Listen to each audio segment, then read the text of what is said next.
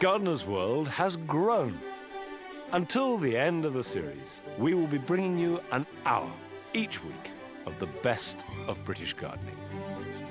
We'll be meeting some remarkable gardeners. And you see that orange rose over there? Yes. That is absolutely Rethinking the traditional. I want to show you that rock gardens don't have to be how we remember them. Exploring the exotic. Down into the jungle. Going right to the edge. Very few of us will ever have to deal with something like this. This is one of the steepest gardens I've ever seen. And inspiring you to make the most of your garden.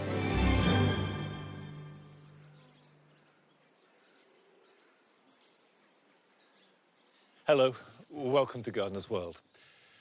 Now, my squashes and pumpkins are a little bit on the small side. They started late. They didn't really pick up and get going until about 5-6 weeks ago, and I think they might run out of time before they develop a really good size.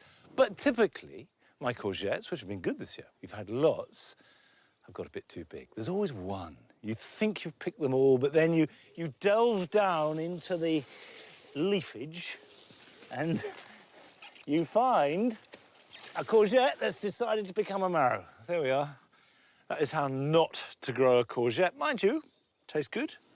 And of course, it's now that the harvest is really at its most bounteous. Everything is demanding to be picked and eaten or stored by bottling or freezing.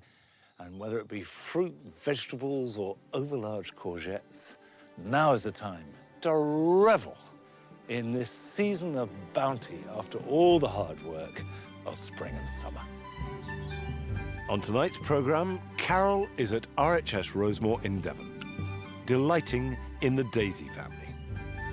If ever a daisy had true joie de vivre, it must be Heleniums. Nick Bailey has got his work cut out in Reading. This is the case of the tired, neglected border. And it's a busy time over in Lincolnshire for Adam Frost. As if there wasn't enough going on, new puppy. Mrs. Frost is still sorting out inside, and I dig the front garden up. And I shall be planting up some asters for shade, as well as growing some extraordinary succulents.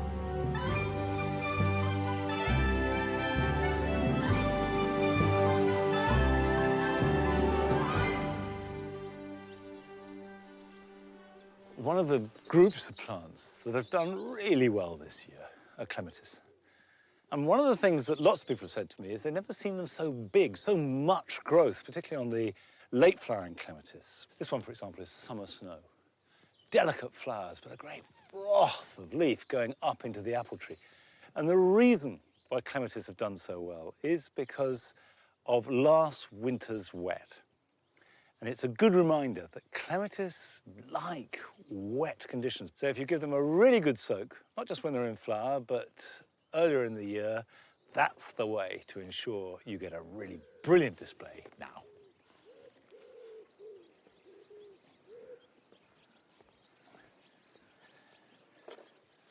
The writing garden was lovely in spring and summer, but I have to confess it's past its best now. And sometimes that means cutting back hard, which I've done over the last few days. Now, whilst that's a shame, it is an opportunity because it's clearing space. And now is the time to be planting bulbs. So if you've got some spare space in a border, get some bulbs in, and then that job is done and they'll come up next spring. And I want to plant two very different bulbs here in the writing garden, which will give me fantastic display next May and June. For the first, in May, I'm going to plant a Camassia. These are large bulbs. They come from America. They grow naturally in wet meadows in the United States. Camassias make a really quite substantial plant and flower, bigger than the bulb would suggest. And once it's got established, and that can take 2 or 3 years, it will be 3 foot tall. And this lovely spire of flower that will last for 2-3 weeks and then gently fade. So really good if you can grow it. Now, the trick to planting them is to plant them good and deep, 6 to even 8 inches below ground, not least because they're less likely to dry out. I've got a bulb planter here, which might do the job, or if you haven't got a bulb planter, a small spade will do as well. And the thing about Camassias is they really do like moist, heavy soil. This is not a bulb to grow if you garden on sand or chalk or have very free drainage. They just won't thrive.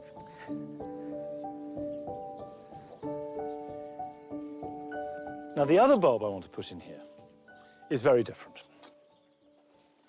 This lovely sack of bulbs is an allium. It's called Allium Everest, and it smells oniony. And I've got some in here. You can see that there are a few seed heads left. And Everest is one of the very few white alliums. It's nice, strong, upright stem, and its bobble head. This flowers a little later than Purple Sensation that we have in such abundance in the Jewel Garden, round about mid-June. And then what's so good about alliums is they fade with an awful lot of grace. So I'm very fond of them. The effect I want to achieve with both these types of bulbs is that they just drift through the borders. They have no special place, but at the same time, obviously, they've got to work with the other planting. They don't want to be hidden by it or, in turn, to block anything out. Now, alliums don't need to be planted so deep. They do prefer better drainage. If you've got sandy soil, they'll be quite happy. And also, they do like sun. The writing garden's in its third year now. And it's funny how borders change in a way that you can't predict. You have this idea that it's going to be a certain thing. For me, it was going to be frothy and light. But of course, it doesn't play ball. It is frothy and light some of the time, but other times it just sort of limps a bit. So what I need to think about for next year is getting a little bit of fresh impetus for the second half of summer. But that's all part of the pleasure of gardening for me. I like having to deal with problems, however tricky they might seem to be at the time. Well, Adam Frost has certainly got lots of pleasures and lots of problems ahead of him as he tackles his brand new garden in Lincolnshire.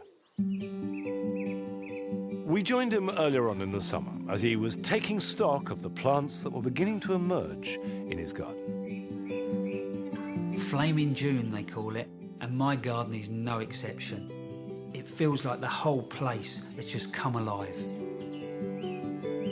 As if I haven't got enough on my plate, we've got a new member of the family. And I'm taking Isla, our Labrador puppy, on a tour of the garden. It's amazing when you take on that new garden and you've just got these surprise after surprise after surprise. Someone's really thought about this in the past because there's been good early colour. There's things that are going to come later on, like aconites, the phloxes, the sedums. At the moment, I've got these wonderful peonies, you know, geraniums. We've got alchemilla, which is seeding itself about. There's alliums that have just finished. And as we redesign and plan the garden, there are lots of these plants I think will be dug and divided and put somewhere else. When they start to die back, I've got to remember what they are. So the best tool I've got at the moment really is this, you know, is the camera, which all I'm doing in the mornings when I'm walking her is just constantly taking photographs of what's going on in this border. It's a fantastic and easy way really now to build a record of the border as you go, and also keeping a record of Madam growing here. Good girl. But the one thing I have noticed is there's bindweed that's popping up all over the place. And I think rather than stress about it, I'm just going to try and keep on top of it for the summer. I mean, the only thing I've got to remember is when I lift those plants is to make sure that I don't take any of that bindweed with me.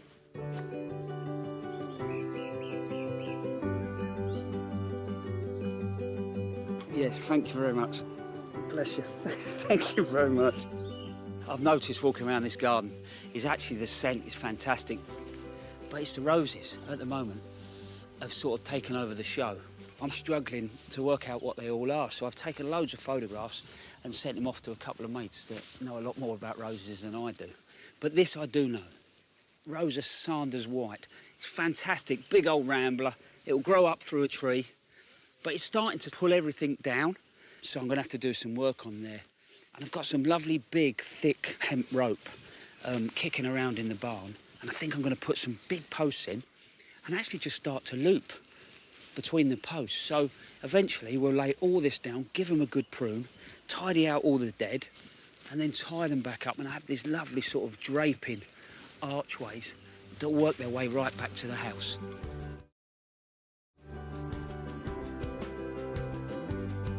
Isla, come on, good girl. Come on, good girl.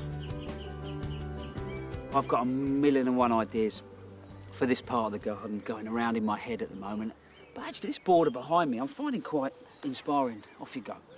It looks a little bit like it's taken on a life of its own, and maybe it's looking a little bit overgrown and needs a bit of work. But that idea of planting the roses with herbaceous perennials, I really like that idea. And if I could wrap it around this sort of side of the garden and really make this an intimate space, this would actually really give me somewhere to sort of enjoy that afternoon and evening sun. Fantastic sort of west-facing terrace.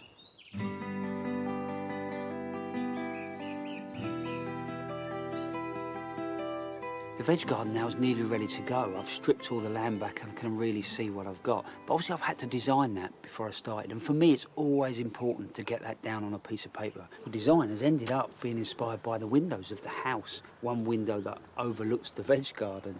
And so I've got these wonderful planters, and they make the pattern of the window through the garden. As well as the plan for the veg garden, I've now had time to get my ideas down on paper for the garden I'm going to build at the front of the house.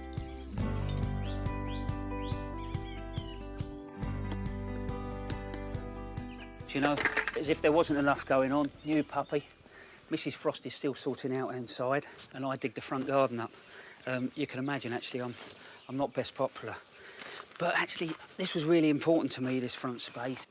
We forget about breakfast outside in this country. No, we come home, we think about, you know, evening terrace, but sometimes that morning sun is absolutely some of the best of the day, and here is brilliant. This small breakfast terrace sits comfortably in my design for the front garden. The plan is to wrap the planting around the terrace and then continue it the other side of the front door, which will really help to soften the gravel drive. Dug out to a hard surface, that's really the key to putting any terrace, is the foundations. It's this work that you don't see, that's the key to it not moving, going everywhere. So I've dug this out to about 100 mil, which is 4 inches, again, about this much.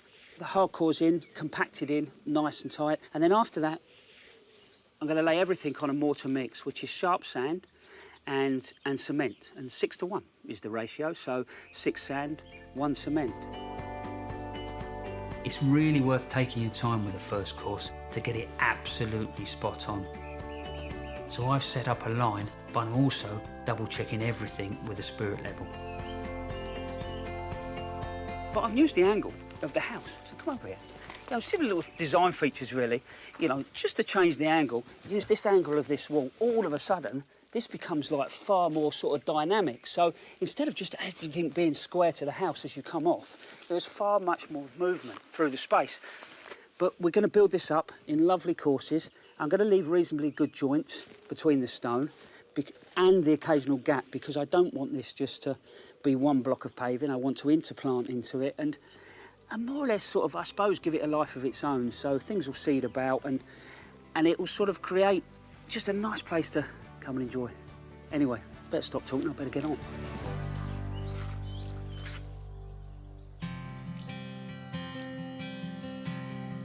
At RHS Rosemore in Devon, Carol has been exploring the incredible variety within plant families. This week, she's looking at the largest family of them all, the daisy. All plant families end with Aceae and are usually named after a plant typical of a family. One group that's named after one of our most recognisable plants, the aster, is Asteraceae. The Asteraceae takes its name from the Latin for a star, and it is a star. It's the biggest flowering plant family in the entire world. Within it, there are all manner of plants, from shrubs to perennials, annuals, even a few vegetables. But until recently, it had a completely different name. It was called Compositae. If I cut one of these lovely coreopsis, I can show you why. At first sight, it's a simple flower, isn't it? In actual fact, they're ray florets. They're the advertisement that brings in the insect. And if you look here, instead of being just one flower, this is composed of lots and lots of tiny little flowers. They're actually called disc florets. And each one of them is a separate tiny flower with its own stigma, its own stamens, its own anthers. And each one is pollinated one by bees, hoverflies. Incredibly popular family, this, with all sorts of insects.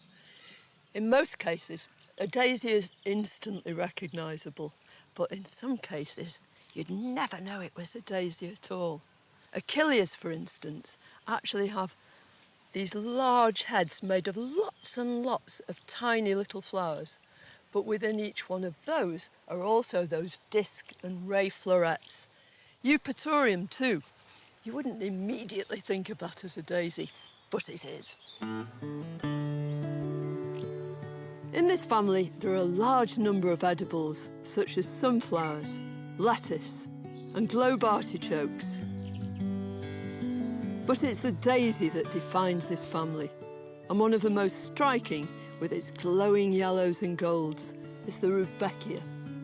It loves full sun, good soil, and an open sight. It spreads sunshine with its vibrant, brilliant yellow flowers, lighting up the late summer garden.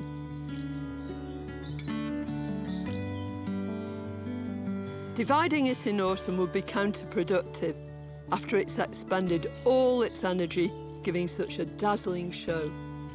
Increase it by division in spring. If ever a daisy had true joie de vivre, it must be heleniums, especially this one. This is called Chelsea. They absolutely love really good, moist, fertile soil. Give them what they need and they'll repay you with this bountiful display of beautiful flowers.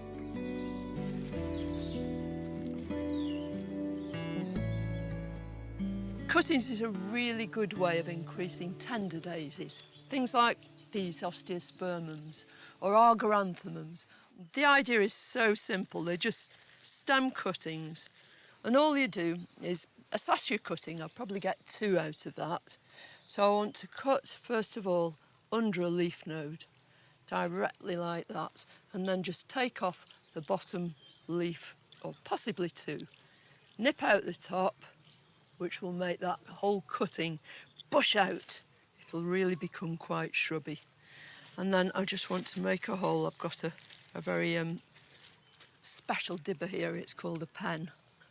And just plonk them in there.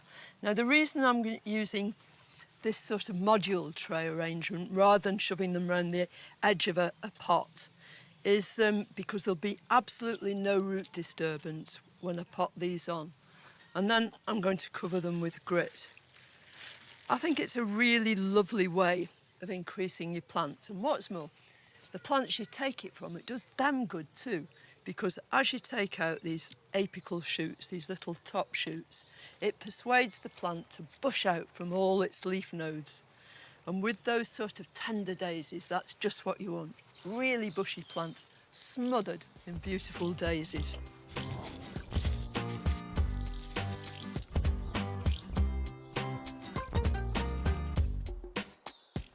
This garden is packed full of daisies, but none of them more ebullient, more exciting than this gorgeous dahlia. This is Moonfire. We've only been growing dahlias for a couple of 100 years in this country, and they became at one time very much exhibitors' plants, up on the show bench. But thanks to the efforts of adventurous gardeners, we welcome them now into polite garden society, mix them up with other plants, and they really are such great partners. Look at them with these heleniums, with the Michaelmas daisies, the perfect complement. In common with other members of the daisy family, dahlias are accommodating, versatile, good-natured. In fact, you could say that the Asteraceae family is a happy family.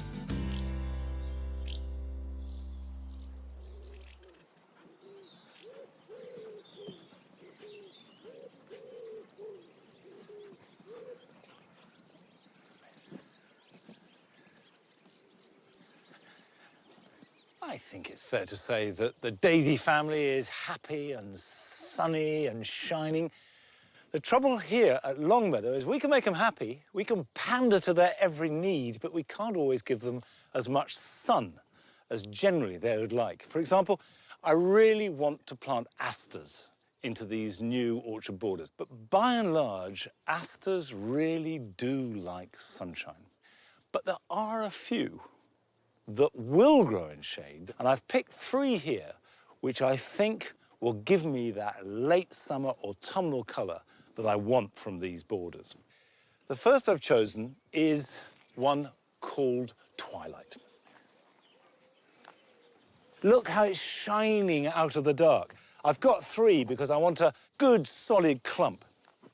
Although these asters will grow in shade, and more importantly, will flower in shade, don't plant them underneath a Leylandii hedge or a holly or a yew tree. They're just not going to thrive and certainly won't flower for you. But that will be okay there. I've got a couple of other varieties. This one here is Little Carlo. And you can see the flowers are starting to form. Quite tall, quite strong, and all these shady asters tend towards woodiness. They're almost like shrubs rather than perennials. And finally, my last one is Aster latiflorus. And it's one of the last to flower. And I'm going to put this one in the border back here. So I've got 3 clumps of 3, and they will bulk out. Now, the planting of them is pretty much the same. This soil is naturally good, but if you've got very sandy or well-draining soil, do dig in plenty of manure or compost. You come to help.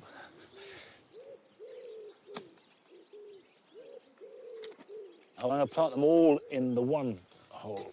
So essentially, I'm making 3 into one big plant. That can come in there. Good boy.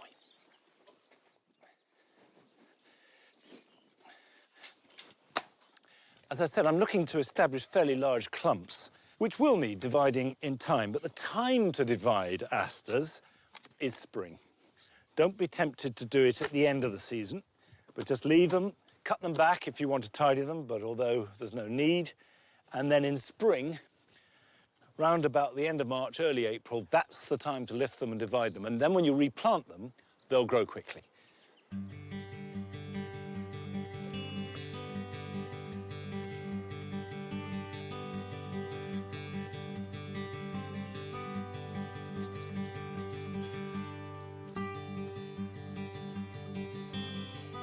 And last of these 3, but not least, is Aster latiflorus.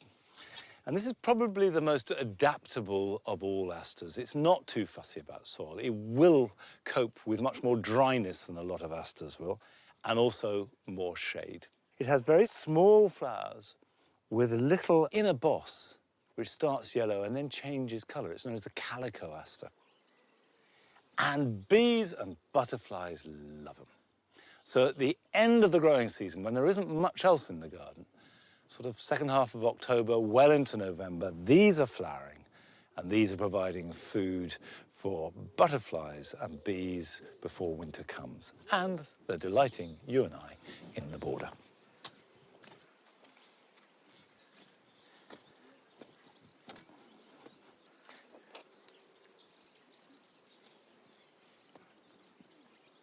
Now, this is an aster that really is not bothered by mildew. And really, the best way to avoid mildew, because there's not much you can do about it once you've got it, is to keep them watered. Don't let them dry out, particularly in the growing season, sort of June, July, before they're flowering. Then they'll get dry, and that will set up the conditions for mildew.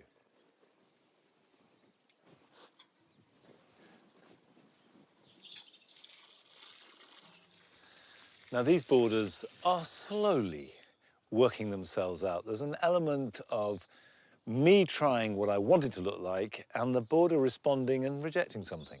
And gradually you find what looks and works best. But there are times, sometimes when you inherit a garden or even of your own making, when you just have to accept that a border is not working and something a bit more dramatic needs to happen. And in the first of a 4-part series, Nick Bailey, the head gardener at Chelsea Physic Garden, is off to Berkshire to help rescue a border that has lost its way. This week, I've come to Reading, and I've come to look at a garden with a very common problem. This is the case of the tired, neglected border.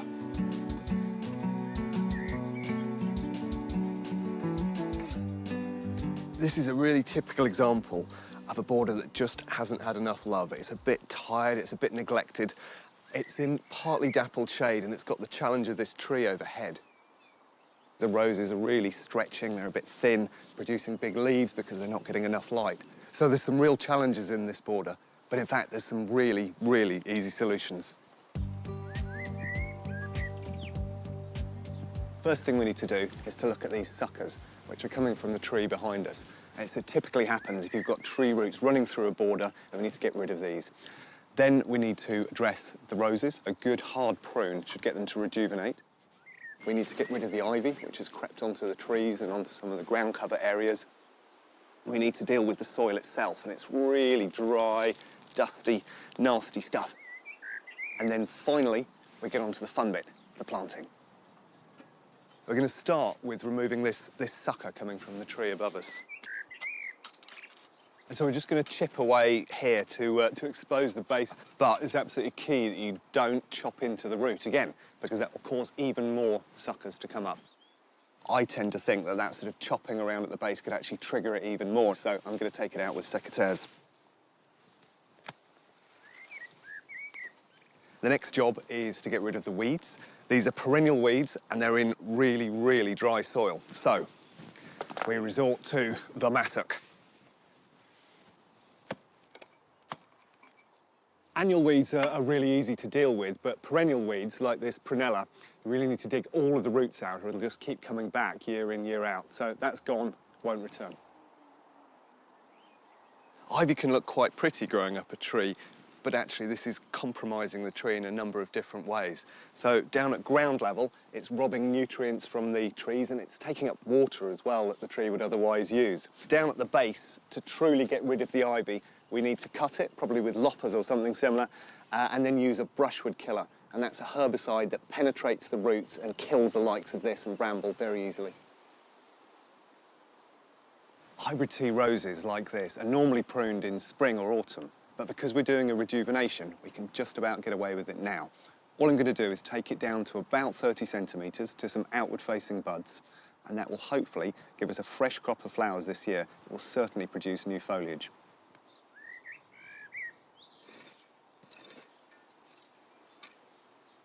Before I put the compost down, I want to make sure that there's a decent definition between the border and the grass. It's always worth considering keeping those lines quite smooth and flowing. If you make acute lines, it can be really difficult to get the mower in there. So always think about that before you start laying out beds or redefining those edges.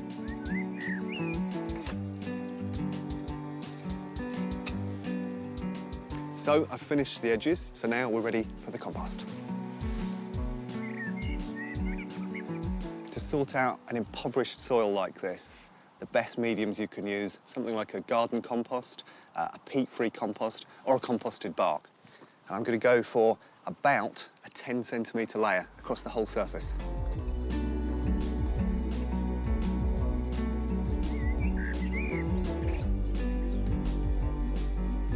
So I've now got a nice, neat and even spread of compost across the surface. I'm about to mess it all up and dig it in.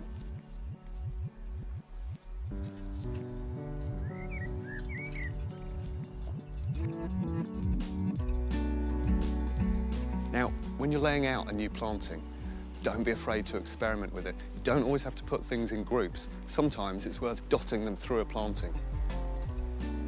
Another tip is to get all the evergreens in first. So maybe evergreen shrubs, like this skimia, or herbaceous plants that stay evergreen, like this epimedium.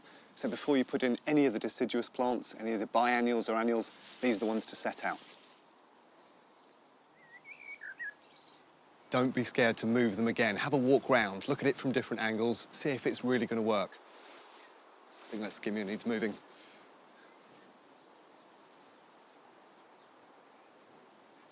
OK, I think that's in the right place. We're ready to plant. Now, what you want to do actually is to go for about twice the depth of the pot and about twice the width. And that gives loads and loads of space for the roots then to emerge into this new soil. When you're putting your plants in, it's much better to firm them in from around the sides. So it's gripping nicely into the roots. Level it off around the top. And then if you just create a very small moat around the top of the plant, when you water, the water goes directly into the roots and doesn't run away. I've chosen the plants in this border for many different reasons. The digitalis, the foxgloves, are fantastic because they'll self-seed into the border, so they'll just perpetuate for years to come. We've used a geranium, Geranium oxonianum, and you can prune that back after its first flowering and it will flush again. And then finally, wrapping round the corner, we've used Hacknacloa macra, and that's a fantastic little doming grass that works brilliantly in shade. It's absolutely happy in dappled shade.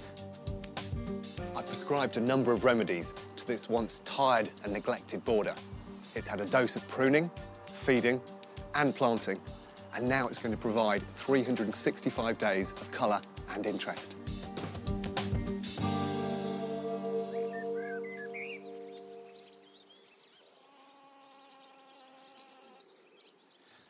That's a shady border that's been completely transformed. But I've got here a shady part of the garden that's very subtly and really precisely changed at this time of year, but I think in a way that is absolutely lovely, because it is very shady, and the ferns love it. But for a few weeks in September and October, these cyclamens suddenly appear, delicate, even fragile, but really intense touches of colour. And they last for 4, sometimes even 5 weeks. They make a great pot plant. You can buy them in garden centres now. But also, if you plant them, they will spread. And another fact about them that I love is that the seed is spread by ants. And in time, they will spread, and I hope carpet all the way along the path in September and October. But for the moment, as they are giving me a huge amount of pleasure. Coming up later, head gardener Jane Moore has been exploring the back gardens of Britain, and tonight she finds out how 2 gardens on the same Bristol street make the most of very different growing conditions. Wow, Tony, those bananas are incredible. And we visit a nursery in Hampshire that specialises in members of the Asteraceae family. They're like little suns, and they just brighten up the borders.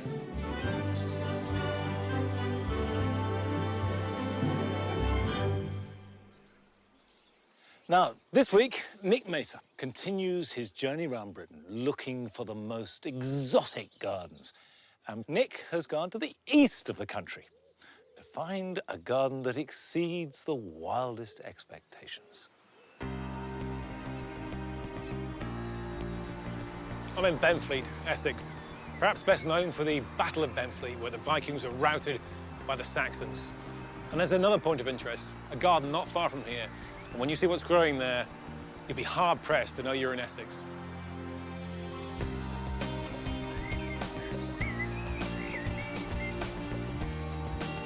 Hello, Paul. Nick, good to see you. Great to see you. I'm instantly getting the impression we're in for a treat. We've got instantly a big Asteraceae from Mexico. Fantastic.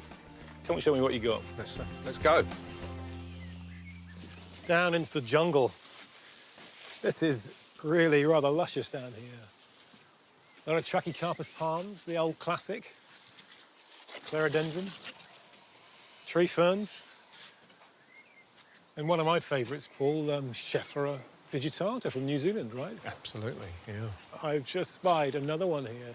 Which one is this? This is Aralia decasnea, an unusual one, but for me, probably the aristocrat of the shrubby Aralias. Absolutely stupendous. Probably my favourite shrub in the entire garden. This is this part of the garden allows me to grow these type of things. All the moisture seems to seep down to here. It's like a sump for the whole garden. Yeah. It all gives a shade here, and it's very cool and humid, and a completely different sort of feel to the rest of the garden.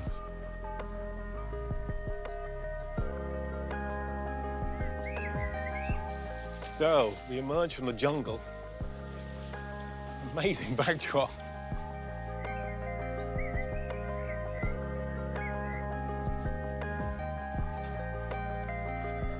Wow, wow, wow. This is really so fundamentally different from anything we've seen so far. This is really, really strikingly different from pretty much anything else you can see in Britain. I wanted to make a rock garden, and I wanted to use lava rock. I thought the combination of the spiky plants and the colour of the plants would look so good and so effective against the lava rock. I mean, that's just basically a dry stone wall that's been backfilled with freely draining material behind it. So any rain that does form just goes straight through the roots of the plants, and so I think I've tried to give the plants as good a microclimate as I can possibly do. The garden slopes down to the south. The slope is facing the south, so the cold air drains away downwards, cold air being heavier than warm air. This is basked in the sunshine when the sun, so it just enhances the climate that's here, and I think that goes some way to allowing the range of plants to be broader. I think you're absolutely right. I think, you know, microclimates is a fascinating subject. But of course, there are microclimates within microclimates within microclimates. You have a wide range of cacti here. People don't associate cacti with the UK very much. Yeah, I think they're probably one of the most unusual groups of plants that you could see growing outside. But I think it's like anything, you know, you know, for example, this cactus here, the Asteraceae there, that doesn't grow in a sort of desert environment. That grows in a fairly temperate environment with fairly high rainfall.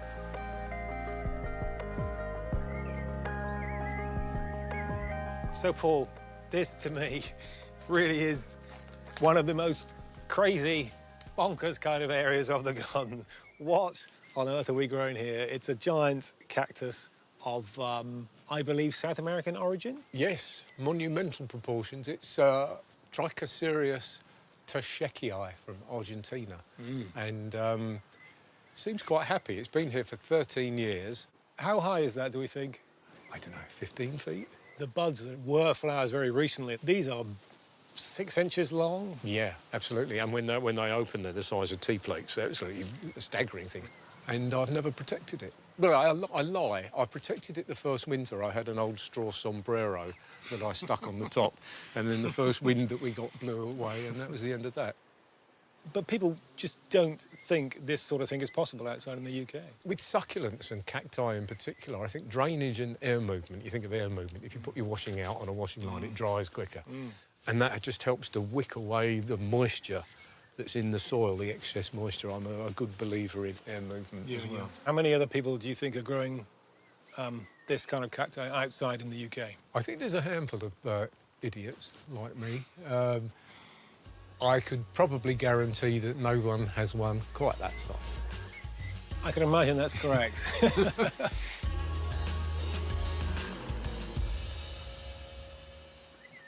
It is extraordinary and inspiring at what can be grown in this country, although, of course, what you can grow in Essex is very different to what you can grow here at Longmeadow. But with the judicious use of a greenhouse or a windowsill, a conservatory, a porch, you can grow fantastic succulents. I planted up this selection of Echeveria and Sempervivums last autumn. They overwintered perfectly well. They flowered this summer and they're very happy outside. And I'll pop them back inside in about a month's time. Now, those are fantastic and they don't have to be big. It's not all about size. They can be wonderful if they're small. And if you want wonderful, they don't come much more extraordinary than these.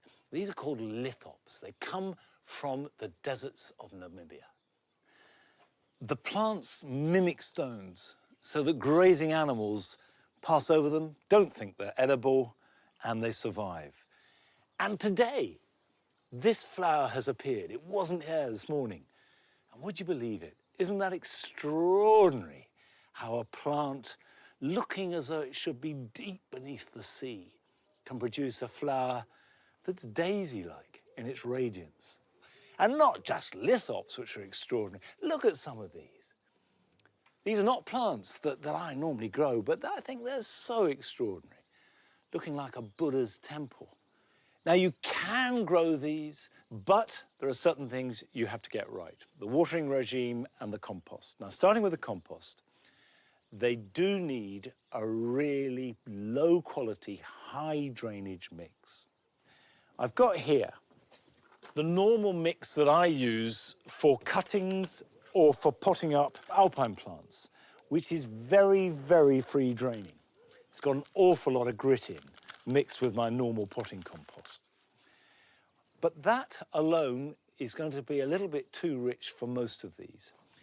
I will cut that with half, either with coir, which is ideal if you can get it and you buy it in blocks. If you can't get that, you could use sharp sand or perlite.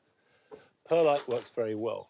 But what I'm going to do is just put a scoopful of this mix, which already is very free draining, with a scoopful of the coir. And coir, which is made from coconut husk, is a really good mix, but actually has practically no nutrition at all. So good for drainage, good for holding it together, but is not going to get them soft and sappy in growth. These terracotta trays are really good for showing off succulents. And also because they're fairly shallow, they won't hold moisture. Got big drainage holes in the bottom, and then put some in like that. Now, we can make up a little mixture of these. I like these green ones. So we'll pop that in there, like that. And I think I'd like to have these in there.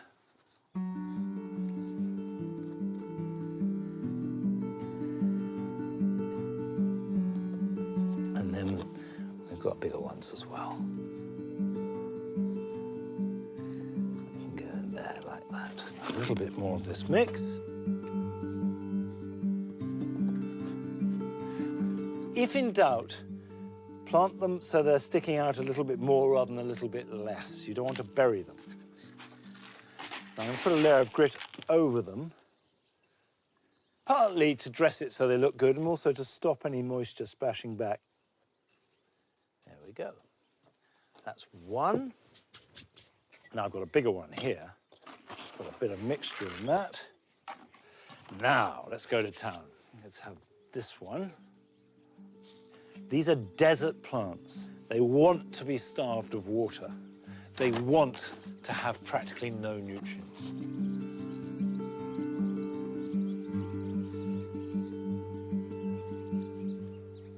In the winter months, effectively October through till March, keep them bone dry. If they're indoors and it's a centrally heated house or above a radiator, it may get a little bit too dry. You may need to mist them, but resist the temptation to water them. And then you can water them in March, April, maybe once every 2 or 3 weeks. You just water them until it's running out the bottom, then leave them alone. And the best thing you can do is be tough on them because that's what they've adapted to do. Don't kill them with kindness. And if you do that, you too can have the desert blooming on your windowsill.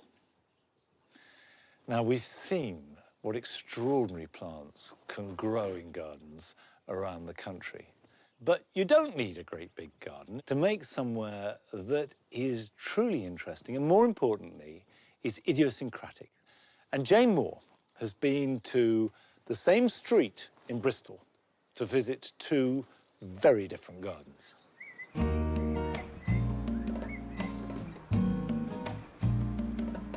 We don't all have the luxury of a large garden where you can let your imagination run riot. In a smaller space, every square foot has to count. I'm told that in this street, there are 2 gardens whose homeowners haven't let a lack of space restrict their ambition. The first belongs to Tony, who's an artist. His family garden is a sunny, south-facing space that's full of colour and art. Oh, wow, Tony, those bananas are incredible. They're not the average choice for a small garden, are they? A whopping great banana. Yeah, they've been here about 12 years, and they're doing very, very well. And I think we've got a microclimate here, but I guess they could grow in most gardens if they're looked after, watered regularly, cut and wrapped in the winter. And I can see that you've got plants from all over the place, but I particularly love the palm trees. Wonderful. It was palm trees first, then it was bananas, then it was the echium. And they were very successful. All the seeds I collected grew. I really enjoyed creating trees from seeds. Is there any particular style that you favour? Although this isn't a specifically Japanese garden, there are elements of Japanese design in it. They somehow have a way of increasing space in a small area by the introduction of curves and special plants and structures. So your eye is kind of drawn to different parts of the garden.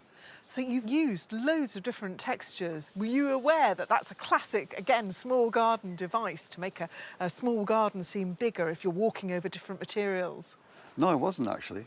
So you've just done that instinctively then? It's been very intuitive. And I really like the mix of tropical planting that you've got with also quite ordinary plants. So we've got the lovely Melianthus major, which I really like, that lovely bluey foliage.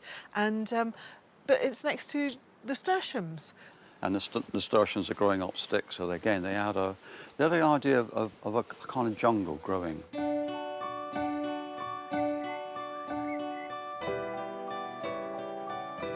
A south-facing garden certainly seems to offer a lot of opportunities, but what's the story on the other side of the street?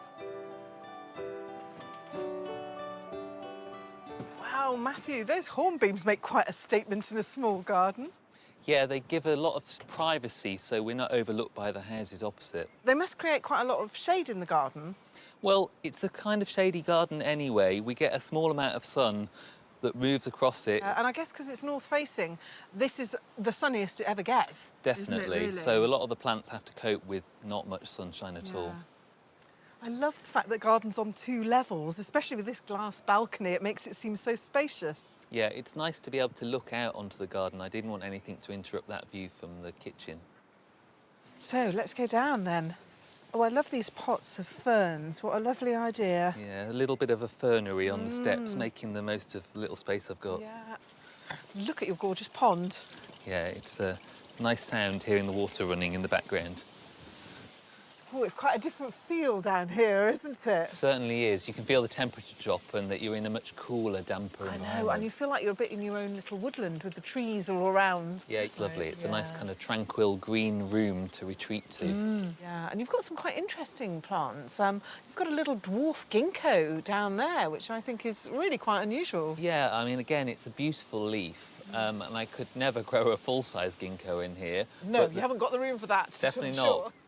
What variety is that? It's called Troll. Oh, what a fab name. Perfect. Yeah. Is that a fig I can see over in the corner as well? Yeah, I know it's a fig in a shady garden, but I love the leaves. I love the kind of tropical shape of it. So it doesn't fruit, obviously, but it's a great structure. You're just getting that beautiful leaf, aren't you? Absolutely. Yeah. Over in this corner, I really, really love your black bamboo.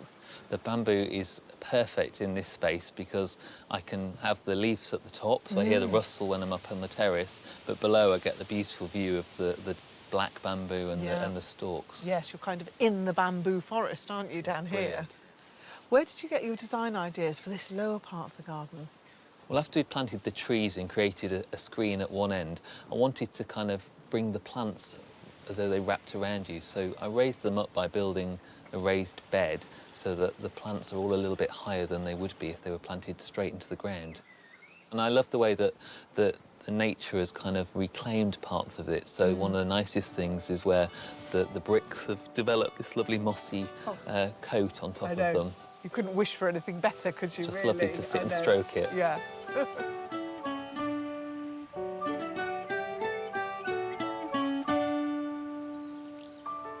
So much of the great gardening in this country is down to the particular passions of individual plant lovers. And we visited a nursery in Hampshire that specialises in members of the daisy family, in all its varied forms.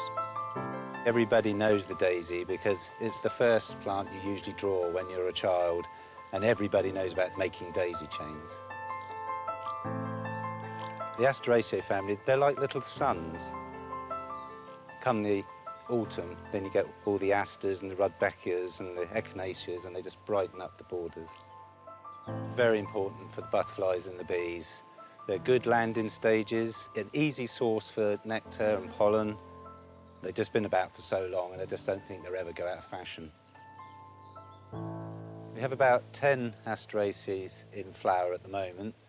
We've got the Aster lutetia, which is very nice, the Helenium. This is red shades. We sow this from seeds, and it comes up different colours. This is the same.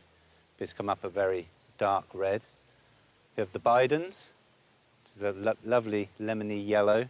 That will flower now right through to the first frosts. This is Jacorium album. Usually it's blue, but this one's a nice white. We've got the Echinacea, white swan, and also we've got the Calameris mongolica.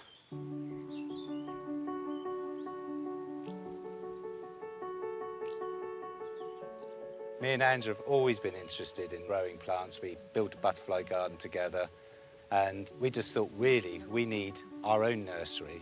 And about 12 years ago, this little bit of land was up for rent, so we thought we had to go for it, and we haven't looked back. Once we've sown the seeds, every morning Andy shouts out, "I've made the tea, got your glasses," and then we go down the rows and we look at all the seed trays, and there's sort of whoops of delight when we see little seedlings emerging.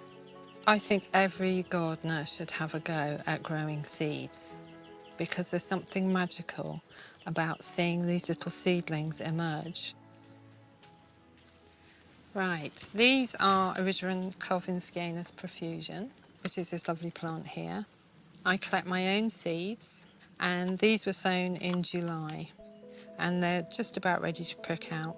So you need a pot, some nice compost, make sure all the lumps are out, and then we drop it gently into the pot, a little bit raised like that, and then very delicately. I don't use a proper dibber for this. I use something I do my nails with because it's tinier. And then we make a little hole like that in the top and gently ease the roots in. We don't want to damage the roots. And then tuck it all in around, the compost all around it. And then firm down and we can get rid of any excess. I am a bit fussy, I like to make it look neat. And then one tap. We like to sell them in this size pot because they like their roots confined. And a lot of people don't manage to grow them in the garden because they take them home and they put them in really lush soil, and the roots don't like it because they like to be nice and tight.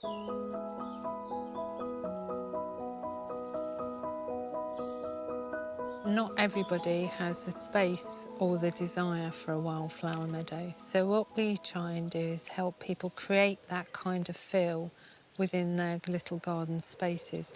And these are two ideal plants to use that give you that kind of naturalistic effect in your garden, like a wildflower meadow. And this is a beautiful Rejuvenating, and it's got lots of tiny little flower heads that the bees absolutely adore.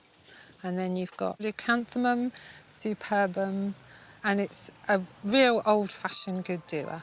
Neither of these plants need a lot of attention. I think there's an aster for everyone.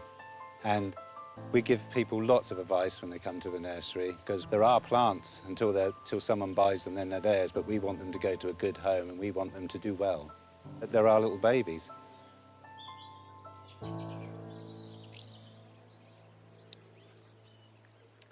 I'll tell you what, without daisies, the jewel garden, we're a bit thin on the ground at this time of year.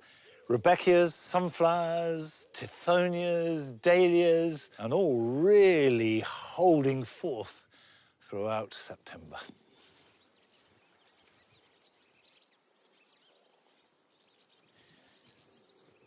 in amongst all these assorted daisies, bustling and preening and parading, is a non-daisy, Kniphofia. This is Kniphofia ruperi.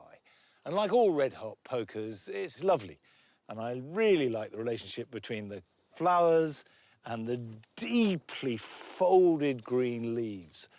And for about 3 or 4 weeks this time of year, it's a good one. Well, it's one thing to stand and admire the flowers in your garden, but it won't get the work done, so here are some jobs to do this weekend. My squashes are a bit small, but whatever state your pumpkins and squashes are in, remove any foliage that is obscuring the fruit from the sun, and this will give them the maximum chance to ripen. At the same time, take off any immature fruits or flowers. Autumn fruiting raspberries are really coming into their own now. And to keep them producing more and more fruit, it's important to pick them regularly. And why wouldn't you? Because they're delicious. Plants are setting seed all over the garden at this time of year, so be sure to collect your favorites. Use a paper bag or envelope, never polythene, and put either the seeds or the whole seed pod inside. Label it clearly and store it somewhere cool and dark, and you can't go wrong with the fridge until you're ready to sow them.